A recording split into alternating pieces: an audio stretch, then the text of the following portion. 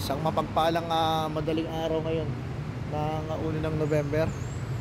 Time check natin, 3:40 na lang madaling araw. Bali November 1 na.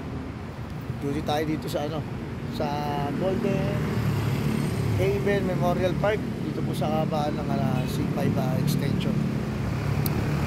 Bago kayo mamaya pumunta doon sa inyong mga mahal sa buhay, sa mga sementeryo, nais ko lamang po muna kayong iwanan ng isang verses na matatagpuan natin sa Bible. At maganda po sigurong makapag-pray tayo. Masimulan natin ng araw na punong-puno ng pananampalataya, ng pag-asa at higit sa lahat pag-ibig. Ang sabi doon sa 1:11:25, sabi ni Jesus, ako ang buhay at ang pagkabuhay. Kung sino man ang mananalig sa akin, kahit mamatay ay magkakaroon ng buhay. Kapatid, may tatlong bagay sa ibabaw ng mundo na tiyak na darating. Tiyak po ito. Kahit anong gawin natin, sigurado po ito. Unang-una po is what you call changes. Ano po ba yung changes? Pagbabago. Tiyak po na darating ang pagbabago sa buhay ng tao. Opo, yung anak mong maliit, darating ang time lalaki yan. Yung misis mong sexy, darating ang time kukulubot din yan. Yung dating malakas ka mag-basketball, darating ang time hihina ka. Yung mga kaibigan mo dati na lagi mong kalaro, darating ang time hindi mo pwedeng maging lifetime na kalaro kasi magpapamilya. Pagbabago, physically, mentally, emotionally. Sa trabaho mayroong pagbabago. Ako nung isang araw naka-assign ako sa Makati City Police Station. Sa isang itlap nalipat po ako dito sa Las Piñas. Changes. At tiyak na tiyak po ang pagbabago. Tiyak po ito na darating sa buhay ng tao. Ano po yung pangalawang tiyak na darating sa buhay ng tao? Ito po yung tinatawag natin na kamatayan, or yung tawag natin death. Dito ngayon sa Golden Heaven, maraming nakahimlay, maraming namatay.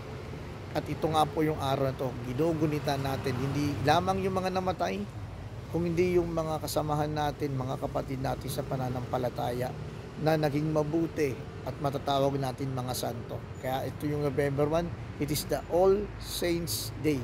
At bukas po yung ating All Souls Day. Pakita lang dito kapatid na tiyak na darating ang kamatayan.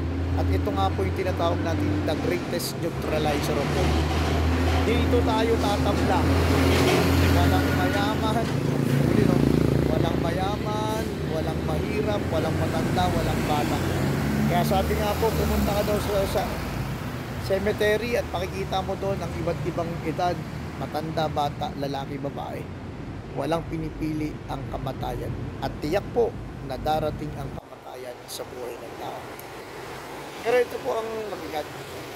Kahit po dumating ang pagbabago, kahit na dumating ang kamatayan, meron pong isang tiyak na maganda natin panghawakan. Meron pong tiyak na may Diyos sa ating nagigilitan.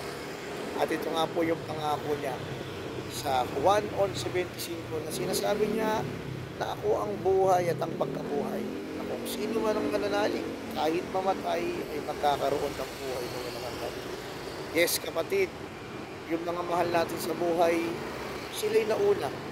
Pero darating ang time, magkakaharap-harap din tayo, makikita tayo. At nawa, doon sa langit, doon sa buhay na walang hanggang kapiling ang ating Panginoon. Kaya sa araw na to, ipanalangin natin ang mga mahal natin sa buhay. Na nawa, umakyat sila sa langit, malinis sila sa mga kaluluwa sa purgatorio, lalong-lalo na yung mga nakakaalala. At lalong-lalo na yung mga mahal natin sa buhay. Upang nang sa ganun, pagdating ng takdang panahon, dumating na ng pagbabago, dumating ng kamatayan, merong buhay na walang hanggan na naghihintay sa atin. Let us pray in the name of the Father, Son, and Holy Spirit. Amen. Panginoon, maraming salamat po sa pagpapaalala mo sa araw na to, November 1, 2023. Ito'y araw ng mga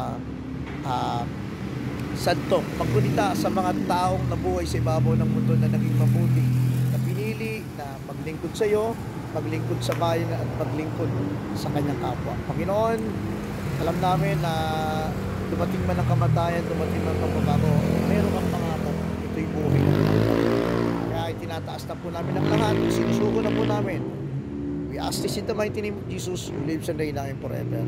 Amen. The Father, Son, the Holy Spirit. Amen. Maraming salamat sa inyo. Dito pa rin kami sa C5 Extension, yan, sa Golden Haven.